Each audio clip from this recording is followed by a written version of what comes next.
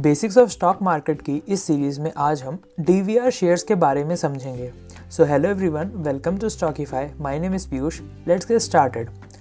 DVR shares means differential voting right shares. ये एक ordinary equity shares की तरह होते हैं जहां शेयर होल्डर्स को कुछ वोटिंग राइट्स मिलते हैं। डीवीआर शेयर्स दो टाइप के होते हैं, first higher voting rights and second lower voting rights. But Indian regulations के according companies higher voting right equity shares issue नहीं कर सकते।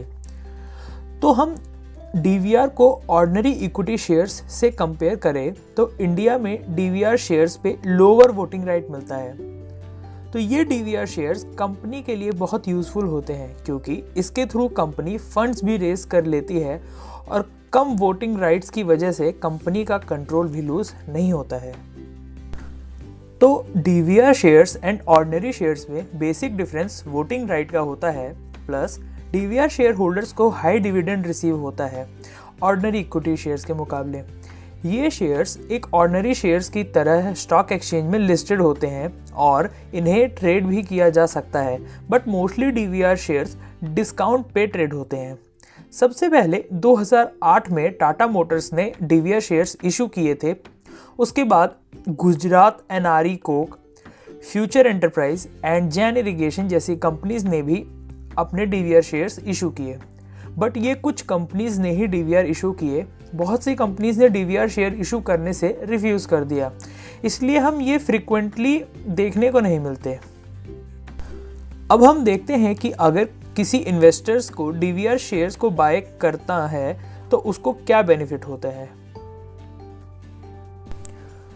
वोटिंग राइट्स के अलावा डीवीआर शेयर होल्डर्स के पास सारे राइट्स रहते हैं, जैसे bonus shares, right shares issue etcetera.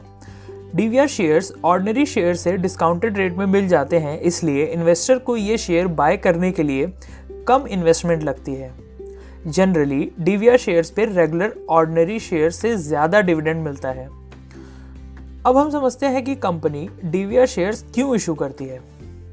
अभी सिर्फ कुछ ही कंपनियों ने डीवीआर शेयर्स इशू करे हैं। डीवीआर शेयर्स इशू करने से कंपनी डिसाइड कर सकती है कि उसे कितना पावर ट्रांसफ़र करना है अपने इन्वेस्टर्स को, जिससे कंपनी कंट्रोल को रिटेन कर सकती है। कंट्रोल रिटेन करने का मतलब कंपनी के डिसीजन लेने की पावर अपने पास रख सकती है। तो कंपनी कंट्रोल अपने पास रख सकती है और मनी रेज कर सकती है।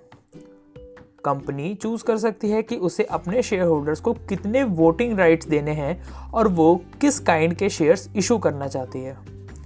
डीवीआर शेयर्स कंपनी को हॉस्टाइल टेकओवर से बचा सकती है क्योंकि ऑर्डिनरी इक्विटी शेयर्स जब इशू होते हैं एंड उसमें वोटिंग राइट्स ट्रांसफ़र हो जाते हैं, तब कोई कंपनी के मेजॉरिटी शेयर्स को बाय करके कंपनी का कंट्रोल ले सकता है।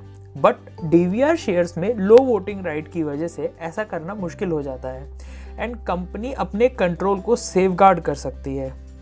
एक एग्जांपल के लिए अभी रिसेंट में ही एल&टी ने माइंडट्री कंपनी को हॉस्टाइल टेकओवर करा, जबकि माइंडट्री कंपनी के मैनेजमेंट नहीं चाहती थी कि उसको एल&टी और टेक ओवर करे। तो एल&टी ने उसके मेजॉरिटी ऑफ शेयर्स को बाय करके उसकी मैनेजमेंट पे कंट्रोल ले लिया। तो डीवीआर शेयर्स में कम वोटिंग राइट होने की वजह से ये हॉस्टाइल टेकओवर से भी कंपनी को सेफगार्ड करती है। होप सो आपको इस वीडियो से डीवीआर शेयर समझ आए होंगे। बेसिक्स ऑफ स्टॉक मार्केट की इस सीरीज़ को हम ऐसे ही कंटिन्यू रखेंगे। So see you in our next video. Thank you.